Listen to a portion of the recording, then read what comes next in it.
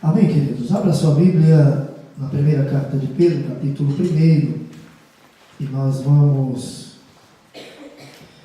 fazer a leitura dos versículos 1 e 2 e darmos continuidade nesta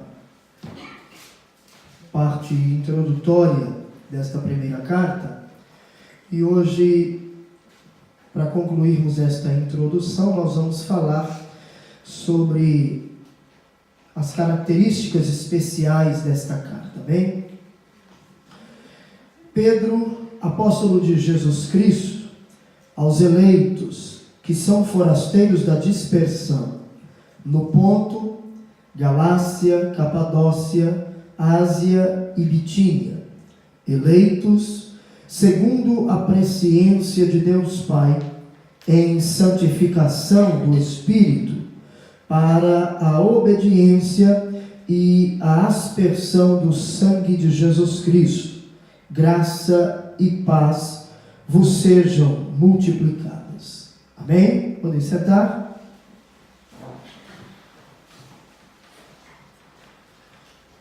Nós já falamos sobre a autoria da carta, falamos sobre alguns pontos dessa carta, de onde Pedro escreveu, data em que ela foi escrita, enfim. Para concluirmos esta introdução, resta-nos falar sobre algumas características desta primeira carta de Pedro. A primeira carta de Pedro, ela é considerada a mais pastoral de todo o Novo Testamento.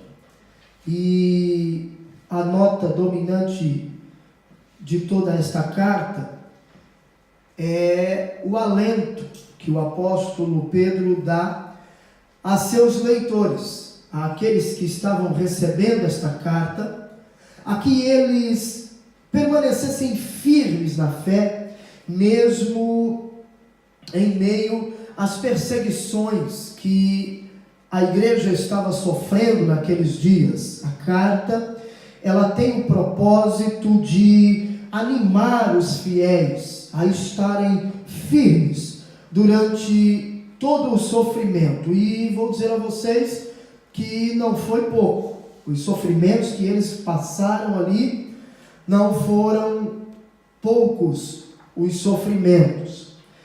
Mas mesmo em meio a esta tempestade que eles estavam vivendo, Pedro escreve para que eles permanecessem firmes e procurassem, no meio desta tribulação, viver uma vida de santidade diante de Deus. E Pedro dirige-se a esses crentes, como eu disse, que esta é uma parte, a parte que ele escreve é uma parte da Ásia Menor, e ele realmente se dirige a eles como um pastor que cuida do seu rebanho, que se preocupa com aqueles que estão passando por momentos difíceis, e a maior preocupação é a que, mesmo sofrendo, eles permanecessem firmes. Pedro honra o chamado que recebe do Senhor Jesus. Pedro recebeu este chamado de Cristo. Nós vamos ler aí, Evangelho, segundo escreveu o evangelista João, para você ver o chamado de Pedro. Lá no capítulo 21, versículo 15, 16 e 17, o texto vai nos dizer assim: depois de terem comido, perguntou Jesus a Simão Pedro: Simão, filho de João, amas-me mais do que estes outros? Ele respondeu: sim, Senhor, tu sabes que te amo. Ele lhe disse: apacenta os meus cordeiros.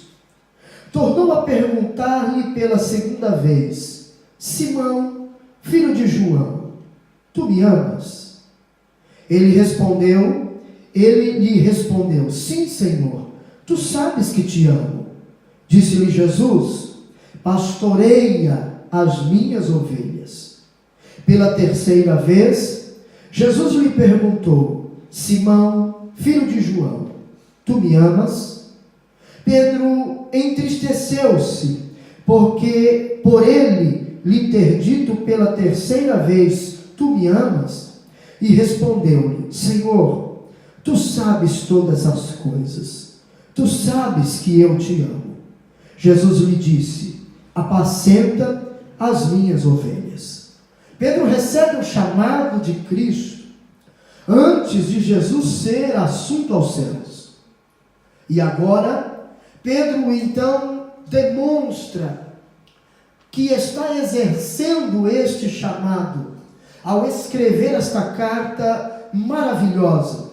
Nós podemos, queridos, observar esta carta, algumas características desta carta que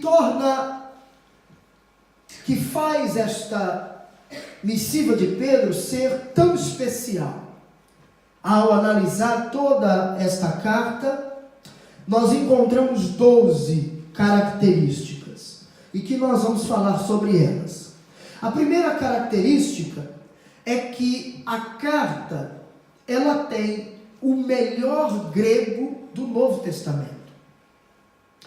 Os irmãos sabem, talvez alguns não saibam, mas tenho certeza que a grande maioria sabe.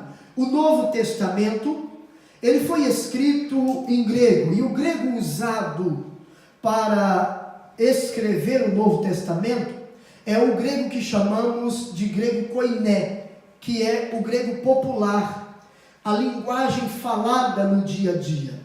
Mas esta carta de Pedro, ela foi utilizada um grego bastante culto, e por isso muitas pessoas suspeitam da autoria de Pedro nesta carta. Alguns comentaristas chegam até mesmo a rejeitar de forma veemente a autoria de Pedro, por ser Pedro um homem, um pescador, por ser Pedro um iletrado, por ser um galileu. Porém, irmãos, quando nós observamos esta carta, nós precisamos destacar algumas coisas e ponderar sobre alguns pontos, pensar sobre alguns pontos. Primeiro, Pedro morava na Galileia, e a região da Galileia era a região mais influente pelo helenismo, ou seja, pela cultura e pela língua grega. Consequentemente, as pessoas que ali residiam, os galileus, falavam o grego fluentemente. Eles estavam também bastante familiarizados com a Septuaginta. O que é a Septuaginta? A Septuaginta é a tradução grega do Antigo Testamento. Os romanos ali, as pessoas que ali estavam, eles não tinham como a Bíblia, para eles a Bíblia não era o Antigo Testamento hebraico, mas a Septuaginta. Então, por esta razão, eles tinham um contato muito próximo com o grego, um contato muito, muito íntimo com o grego. Então, por esta razão, fazia com que eles pudessem entender bem o grego desta carta. Também, a Galileia, nos dias de Jesus, era uma cidade cosmopolita, onde havia um fluxo muito grande de pessoas, onde havia bastante movimento, era uma região mista. Então, a influência do grego, a influência da cultura grega na Galileia dos dias de Jesus, ela era muito observada, era observada de uma forma muito clara. Então, primeiro ponto que nós devemos observar nisso, dentro dessa primeira característica é essa. Segundo, Pedro, quando ele escreve esta carta, e aí nós vamos ler aí na carta de Pedro, lá no capítulo 5, e o versículo de número 12, Pedro vai nos dizer que ele tem um companheiro, que ele tem alguém que está com ele, ele não está só. Veja bem, versículo 12, capítulo 5, desta primeira carta, vai nos dizer assim: por meio de Silvano, que para vós outros é fiel irmão, como também o considero, vos escrevo resumidamente, exortando e testificando de novo, que esta é a genuína graça de Deus, nela estai firmes. Pedro diz que por intermédio de Silvano, por meio de Silvano, Pedro está escrevendo de forma resumida. Ele ainda está dizendo que de forma resumida, ele está escrevendo aos crentes, falando, testificando sobre esta verdadeira graça de Deus. Então observe que Pedro tinha a companhia de Silvano. Então, muitos estudiosos da Bíblia dizem que Silvano foi para Pedro uma espécie de amanuense. Pedro falava, mas quem escrevia era Silvano. Outra possibilidade para nós entendermos a razão desta carta ter sido escrita com o melhor grego do Novo Testamento. Silvano escreveu, e este Silvano era uma pessoa muito culta. Quem era este Silvano? Eu falei no último culto que tivemos de ensino. Silvano aqui é o mesmo Silas que acompanhou Paulo em sua segunda viagem missionária. Ele era um cidadão romano e, segundo nos diz Atos, capítulo 15, versículo 32, ele também era um profeta de Deus, um homem de Deus. Amém? Então este Silvano, que serviu como amanuense para Pedro escrever esta primeira epístola, era Silas, companheiro de Paulo em sua segunda viagem missionária. Terceiro ponto para nós pensarmos sobre ainda esta primeira característica é que o mesmo Espírito Santo que inspirou todo o conteúdo desta carta poderia ter capacitado Pedro a escrevê-la de uma forma bela e erudita como foi escrita.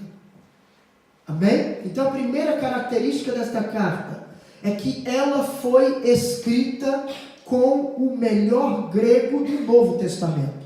Segunda característica desta carta é que ela destaca a chegada de um grande sofrimento. Era uma carta onde a principal intenção de Pedro era fortalecer os cristãos, prepará-los para o que eles iriam passar, para a luta, a provação que eles iriam passar. Vamos observar aí alguns versículos para vocês entenderem, porque todo o tema, toda esta epístola, o tema central dela é o sofrimento. Encorajar os crentes para passar pela situação difícil. E veja bem, segundo nós enxergamos aqui, lemos no versículo 6 do capítulo 1, Pedro está dizendo que eles estavam sofrendo múltiplas provações. Olha o versículo 6. Nisso exultais, embora no presente por breve tempo, se necessário, sejais contristados por várias provações. Pedro nos faz entender que os crentes daquela época, os crentes aos quais ele dirige esta carta, estavam passando por várias provações. Outra coisa, eles estavam sendo submetidos a uma prova de fogo. Veja o versículo 7. Veja o versículo 7. Para que, uma vez confirmado o valor da vossa fé, muito mais preciosa do que o ouro perecível, mesmo apurado por fogo, redunde em louvor, glória e honra na revelação de Jesus Cristo. A prova que eles estavam passando era tão intensa que Pedro a compara com a purificação do ouro pelo fogo. De tão intensa e ardente que era a prova que estes irmãos estavam passando. Eles, segundo nós vemos ainda no capítulo 2, eles estavam sofrendo com uma grande campanha de difamação contra os crentes. Veja o capítulo 2, aí, versículo 12, vai nos dizer assim: mantendo exemplar o vosso procedimento no meio dos gentios, para que naquilo que falam contra vós outros, como de malfeitores, observando-vos em vossas boas obras, glorifiquem a Deus no dia da visitação. Veja o versículo 15 deste mesmo capítulo: porque assim é a vontade de Deus, que pela prática do bem façais emudecer a ignorância dos insensatos. Veja o capítulo 3 e o versículo 16.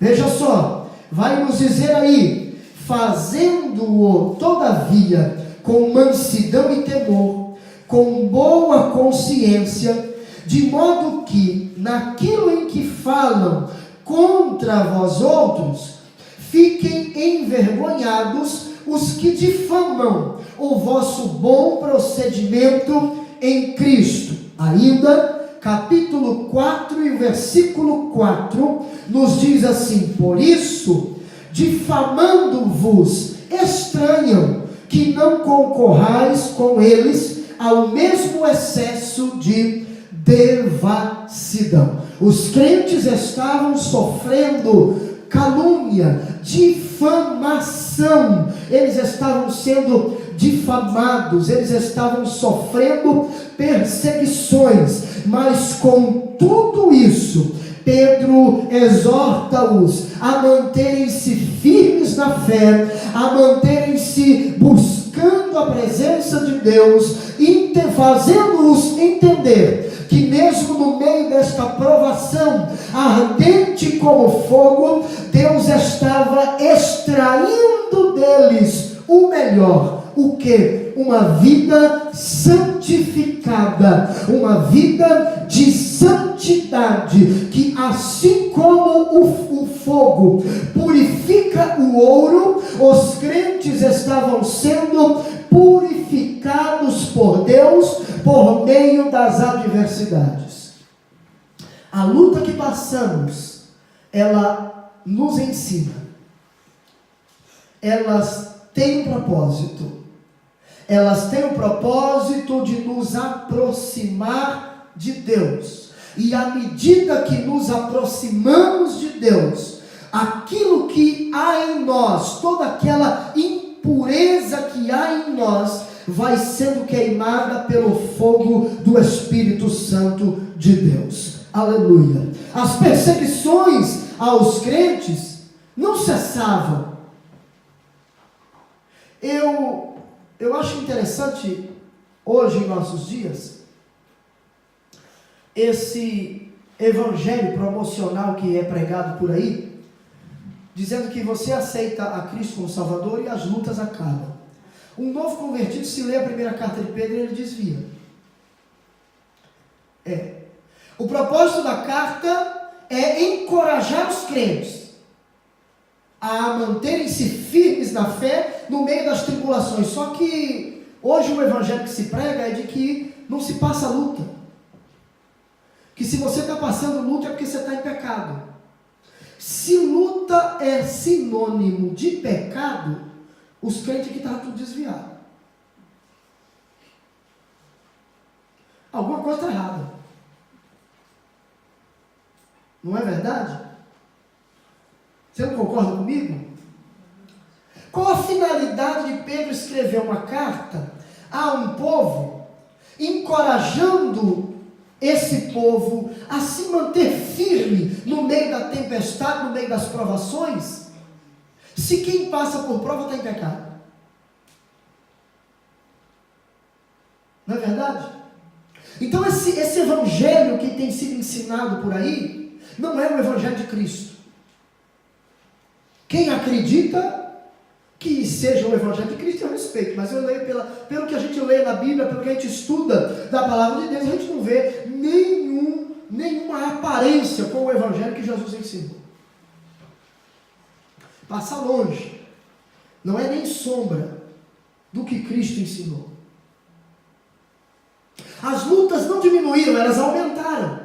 Vejam os textos, vejam o que a Bíblia vai nos dizer. Aí no capítulo 4, versículo 12, olha o que o texto bíblico diz. Amados, não estranheis o fogo ardente que surge no meio de vós, destinado a provar-vos, como se alguma coisa extraordinária vos estivesse acontecendo. Pedro diz, olha, esse fogo ardente que surge no meio de vocês, Pedro deixa claro qual é o propósito deste fogo. Ele diz, destinado a provar-vos. Tinha um propósito. Tinha um objetivo. Ele diz que a luta é contínua, ela está contínua, ela é ardente, ela aumenta. Olha o versículo 14. Se pelo nome de Cristo sois injuriados, bem-aventurados sois, porque sobre vós repousa o Espírito da glória e de Deus. Olha o versículo 16. Mas, se sofrer como cristão, não se envergonhe disso, antes glorifique a Deus com esse nome. Irmão,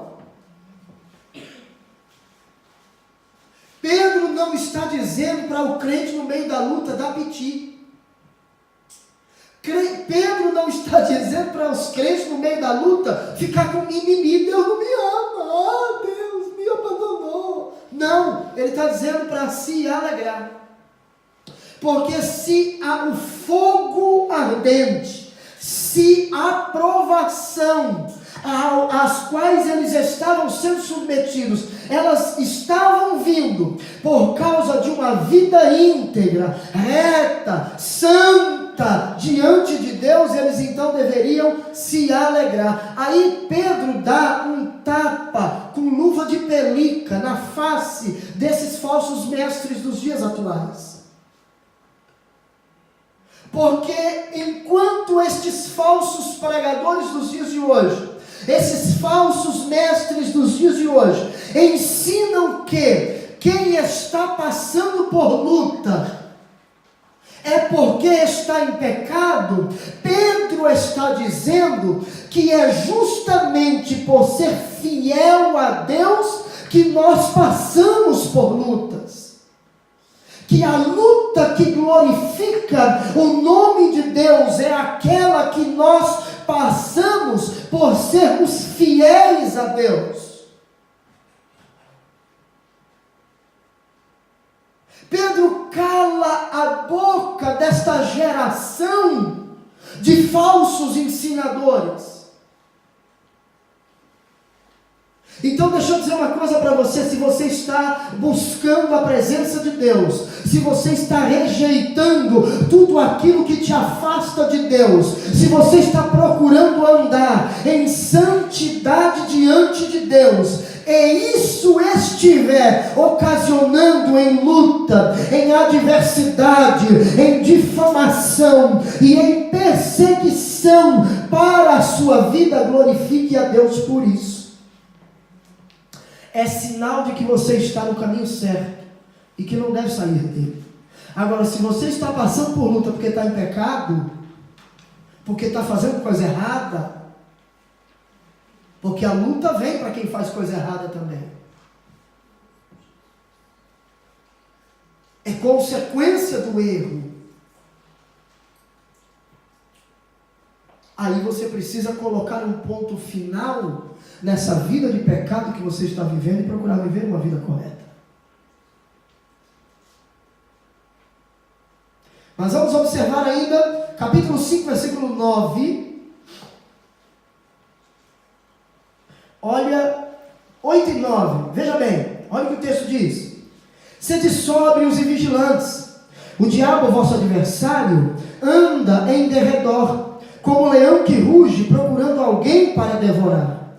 Resisti-lhe firmes na fé, certos de que sofrimentos iguais aos vossos estão se cumprindo na vossa irmandade espalhada pelo mundo. Pedro está dizendo: olha, não é só você, não são só vocês que estão sofrendo, vossa irmandade que está espalhada pelo mundo afora, que vive uma vida fiel diante do Senhor, também estão passando por provações, também estão sofrendo. Tem crente que diz: olha, eu sou, porque só comigo. Olha para o lado, que não é só você. Todo mundo é abençoado, só eu. Olha para o lado, que tem gente numa situação pior do que a sua. Procure absorver o que há de bom, o que pode surgir de bom no que você está passando. Eu sei que o momento pode ser um momento de você chorar, de você gemer, mas faça isso na presença de Deus, e Deus irá extrair de você o que você pode produzir de melhor. Esse é o propósito da aprovação, segundo nós estamos lendo nesta carta. Terceira característica: a carta destaca a graça de Deus. Aí, nós precisamos entender uma coisa, que é somente quando nós dependemos da graça de Deus, é que podemos glorificá-lo no meio do sofrimento. Existem pessoas que no meio do sofrimento só encontram palavras de murmuração e reclamação diante de Deus. Mas quem foi abraçado pela graça de Deus, quem depende verdadeiramente da graça de Deus, é capacitado por Deus para glorificá-lo no meio da luta. Olha o que Pedro escreve.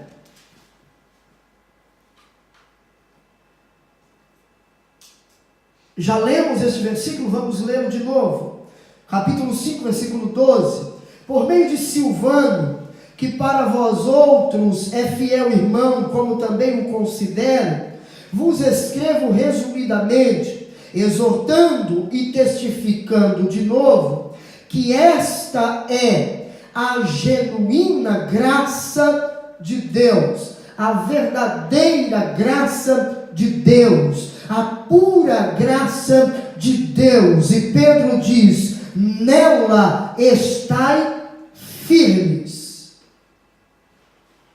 Esta expressão, esta palavra graça, ela é usada em todos os capítulos desta carta.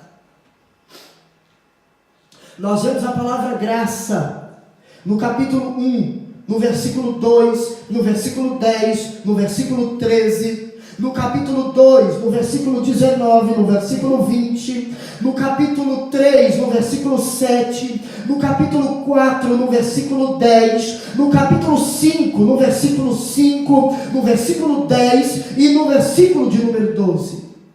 Nós encontramos a graça de Deus sendo destacada por Pedro nesta carta, para mostrar-nos que a graça de Deus nos capacita a passarmos por momentos de adversidades na nossa vida. Não há razão para desistir, não há razão para voltar atrás. A ordem de Deus para a sua igreja não é voltar atrás ou parar no meio da tempestade. A ordem de Deus para o seu povo, para a sua igreja, que hoje passa por adversidades, é lutar, é insistir, é alimentar-se da graça genuína de Deus e nela estar firme. Quarta característica desta carta é que ela não só destaca a graça de Deus, como também destaca a glória de Deus. E assim, nós vemos sofrimento, graça e glória unida nessa carta para transmitir aos crentes, para formar aos crentes uma mensagem de encorajamento aos cristãos que estavam passando por perseguições. Veja o versículo 10 do capítulo de número 5 desta carta. Ora, o Deus de toda a graça, que em Cristo vos chamou à sua eterna glória, depois de terdes sofrido por um pouco, Ele mesmo vos há de aperfeiçoar, firmar, fortificar e fundamentar. Glória de Deus. Esta carta, também na sua quinta característica, destaca a doutrina de Deus. E qual é a doutrina de Deus destacada nesta carta? Olha os versículos 1 e 2. Pedro, apóstolo de Jesus Cristo, aos eleitos que são forasteiros da dispersão no Ponto, Galácia, Capadócia, Ásia e Bitínia, eleitos segundo a presciência de Deus Pai, em santificação do Espírito, para a obediência e a aspersão do sangue de Jesus Cristo.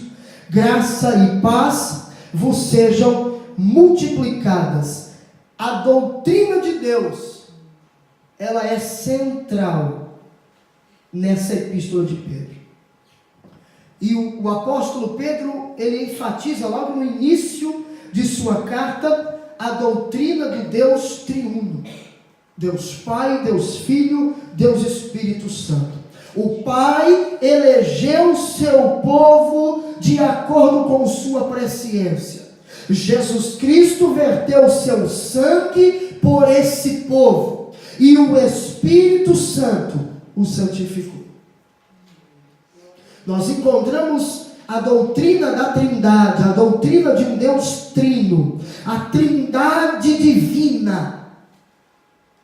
A Trindade divina apresentada neste versículo 2. Nós vemos de uma forma muito clara a doutrina de Deus nesta carta. Sexta característica, a carta destaca também a doutrina de Cristo. É uma carta que destaca também a cristologia, a doutrina de Cristo. Veja, Pedro, queridos, ele enfatiza tanto a humanidade de Cristo, como a sua divindade. Nesta carta, Pedro mostra Jesus Cristo como o nosso exemplo. Veja o capítulo 2 e o versículo de número 21. Porquanto para isto mesmo fostes chamados, pois que também Cristo sofreu em vosso lugar, deixando-vos exemplo para seguirdes os seus passos. Observe que Pedro coloca Cristo, ele destaca a humanidade de Cristo, sofreu para nos deixar um exemplo, ou seja, para servir de modelo. O modelo a ser seguido pela igreja é Cristo. Aí eu vejo Paulo dizer: sede meus imitadores, como eu também sou de Cristo. O modelo não é Paulo, o modelo é Cristo. Paulo não está apontando para si, olhem para mim porque eu sou um modelo, não. Paulo está dizendo: sejam meus imitadores. Por quê? Porque eu estou imitando o modelo supremo, que é Cristo. Então, quando você quiser saber qual é o modelo de vida cristã que você deve seguir, olhe para Cristo, olhe para a vida de Cristo, estude sobre a vida de Cristo, siga os passos de Cristo. Ele é o modelo a ser seguido. E Pedro enfatiza isso. Pedro mostra o lado humano de Jesus, sofreu em nosso lugar. Pedro fala do Cristo que caminhou pela terra e sofreu como homem, como representante legal da humanidade na terra. Só que Pedro também vai apresentá-lo como Senhor. No versículo 21, ele apresenta Cristo como nosso exemplo. No versículo 24 deste mesmo capítulo, ele nos apresenta Cristo como nosso substituto. Veja, carregando ele mesmo em seu corpo sobre o madeiro os nossos pecados, para que nós, mortos para os pecados, vivamos para a justiça. Por suas chagas fostes sarados. Pedro faz menção aqui, nos versículos 24 e 25, Pedro faz menção de Isaías 53, versículos 5 e 6. Aí no capítulo 3 e o versículo 18, Pedro vai nos mostrar que Cristo morreu pelos nossos pecados. 3,18: pois também Cristo morreu uma única vez pelos pecados, o justo pelos injustos, para conduzir-vos a Deus, morto, sim, na carne, mas vivificado no Espírito. Pedro vai nos apresentar Cristo no capítulo 1, no versículo 3, como nosso Senhor. Veja o versículo 3: bendito o Deus e Pai de quem? De nosso Senhor Jesus Cristo, que segundo a sua muita misericórdia nos regenerou para uma viva esperança mediante a ressurreição de Jesus Cristo dentre os mortos. Cristo, o Senhor. Cristo, o modelo a ser seguido. Cristo, o substituto. Cristo, aquele que morreu pelos nossos pecados. Cristo, não somente o nosso Salvador, mas também o nosso Senhor. Capítulo 3, versículo 15, vai nos dizer assim: antes, santificai a Cristo como Senhor em vosso coração, estando sempre preparados para responder a todo aquele que vos pedir razão da esperança que há em vós. Por que vocês têm esperança? Qual é a razão de vocês terem essa esperança? Quando nós concluirmos o estudo desta carta, você terá que estar apto a responder esta pergunta. Por que você tem esperança? Qual é a esperança que você carrega no seu coração e por que você carrega essa esperança no seu coração? Aleluia!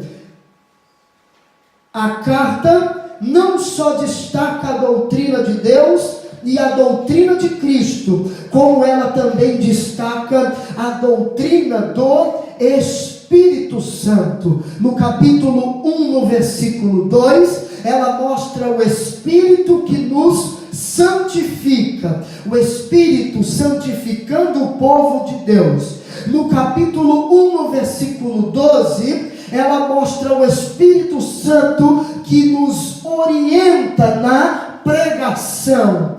E no capítulo 3, versículo 18, ela nos mostra o Espírito Santo que agiu na ressurreição de Cristo. E no capítulo 4, versículo 14, ela nos apresenta o Espírito Santo que repousa sobre os cristãos que sofrem. Você não está sozinho. Você tem o Espírito Santo de Deus sobre a sua vida, como um bálsamo em seu coração. Aleluia! Esta carta não só destaca as doutrinas de Deus, de Cristo e do Espírito Santo, como ela também destaca na sua 8ª característica a doutrina da igreja. Aí você pode dizer: pastor, mas eu li a carta do capítulo 1 ao capítulo 5, do capítulo 5 ao capítulo 1, de trás para frente, de frente para trás, de cima para baixo, de baixo para cima, e eu não encontrei a palavra igreja. Verdade. Mas embora a palavra igreja não apareça na carta, irmãos, toda essa epístola se refere a ela, à igreja, ao descrever o povo de Deus como eleitos e forasteiros no mundo. Versículos 1 e 2 do capítulo 1. Ela também se refere à igreja quando ela fala da raça eleita, do sacerdócio real, da nação santa, do povo de propriedade exclusiva de Deus, no capítulo 2 e o versículo 9. A carta, Pedro está se referindo à igreja, ele está falando sobre a doutrina da igreja.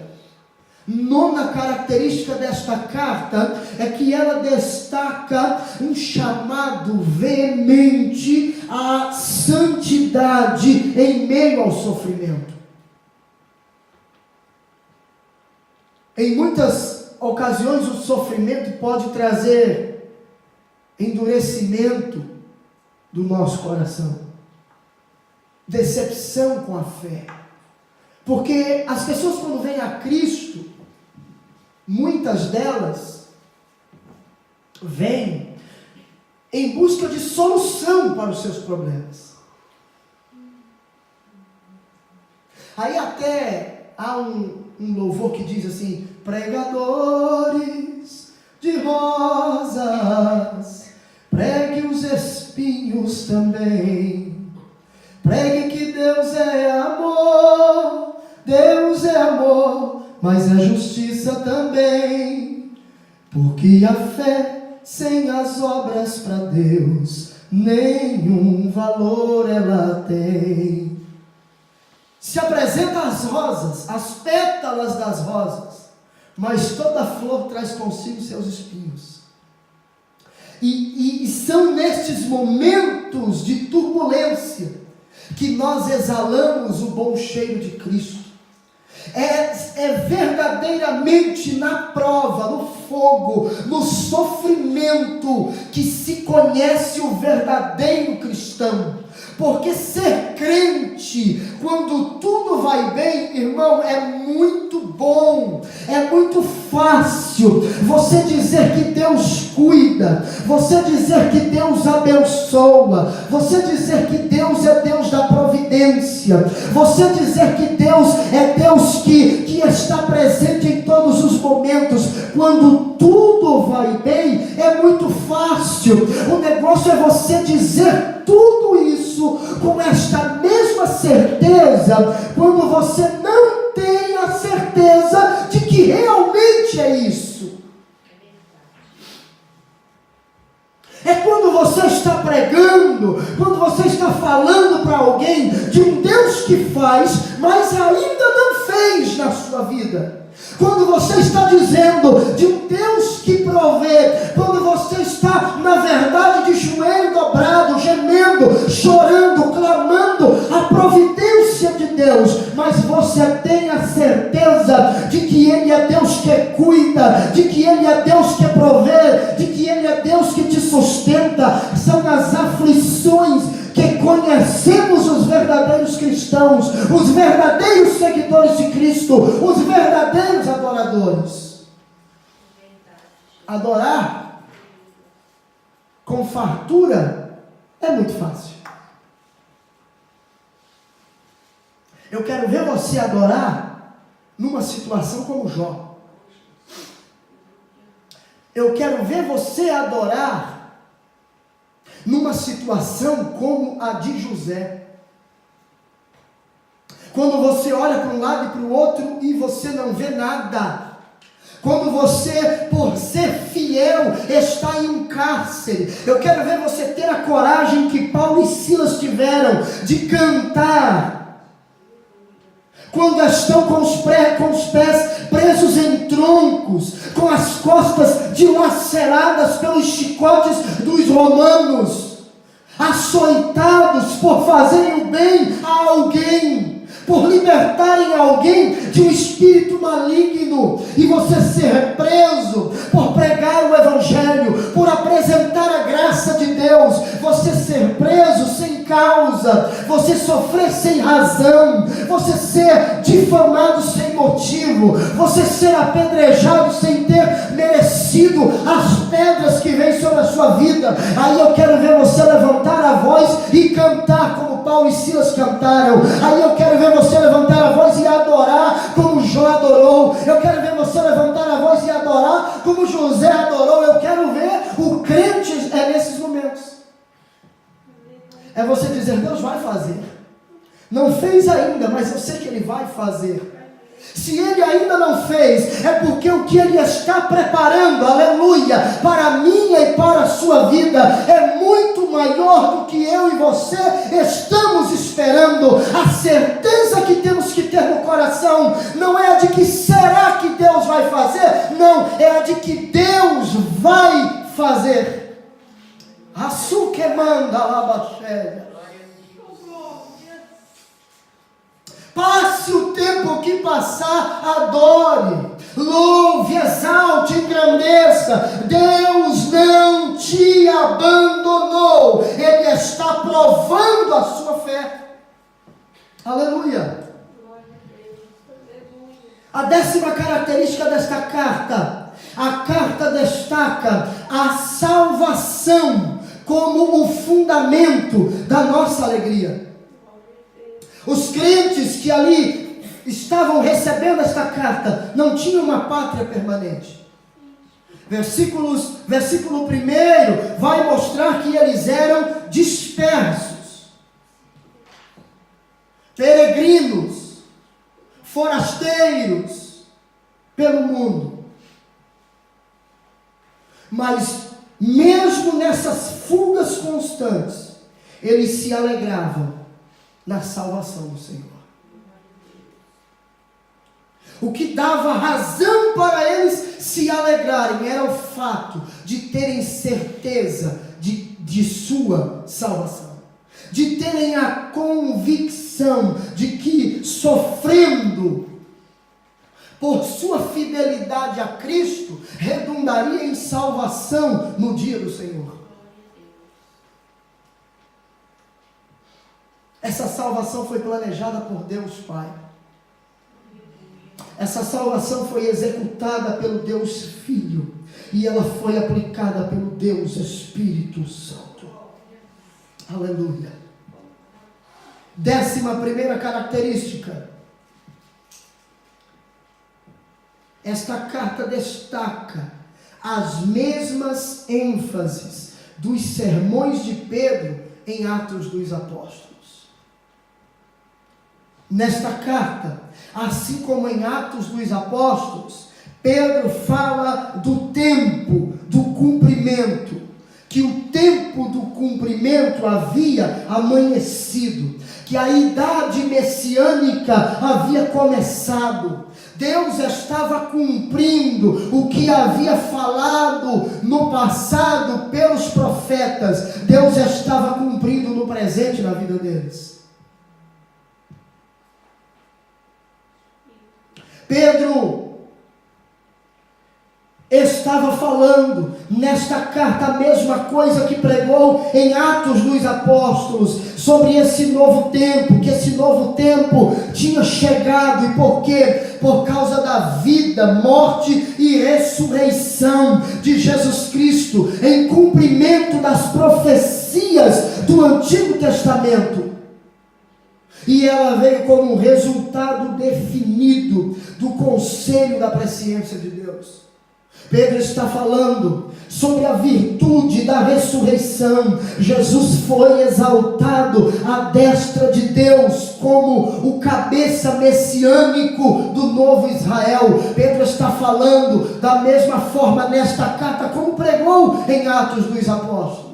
Se você ler Atos dos Apóstolos e comparar com esta epístola, você vai ver os discursos semelhantes de Pedro.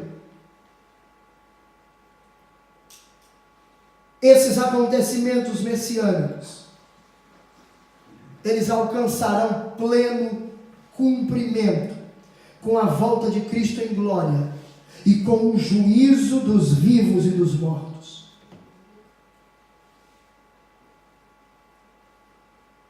Pedro fala disso em Atos e fala disso nesta carta. E esses fatos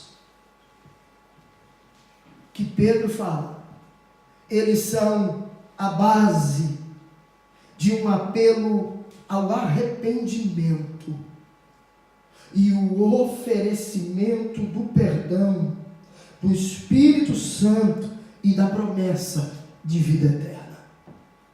Sabe o que é arrependimento?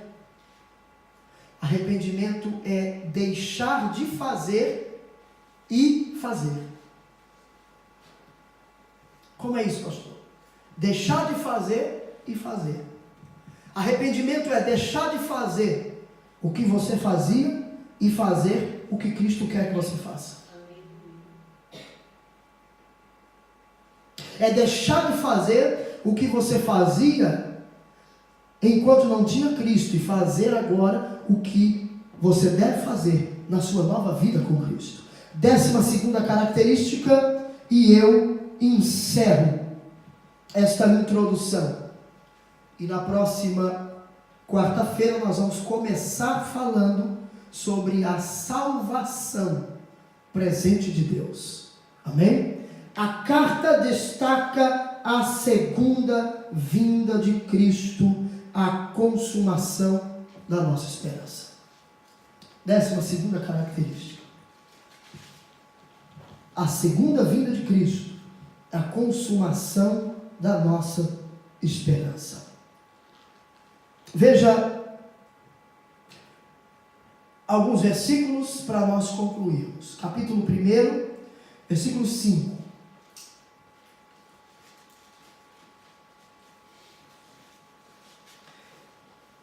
Que sois guardados pelo poder de Deus, mediante a fé, para a salvação preparada para revelar-se no último tempo.